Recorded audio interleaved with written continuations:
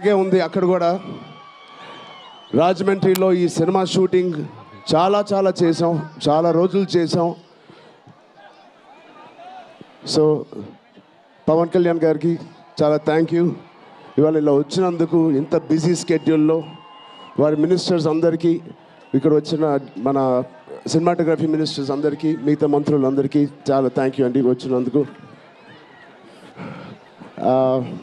చాలా మాట్లాడాలనుకున్నాను కానీ ముందు మీరు ఇక్కడ వెనకాల చాలా టెన్షన్గా ఉంది. ఇప్పుడు నిజంగా సినిమా పేరు గేమ్ చేంజర్, అది నిజమే. శంకర్ గారు ఎందుకు పెట్టారో తెలియదు. తెర మీద బహుశా మేము చేసే పాత్ర ఒక గేమ్ చేంజింగ్ పాత్ర, కానీ నిజ జీవితంలో మీ అందరికీ తెలుసు, కేవలం ఏపీలోనే కాదు, ఇండియన్ పాలిటిక్స్కి ఉన్న ఏకైక నంబర్ 1 గేమ్ చేంజర్ ఇవాళ పవన్ కళ్యాణ్ గారే. అలాంటి ఆయన పక్కన నేను నుంచోవడం చాలా అదృష్టంగా భావిస్తున్నాను.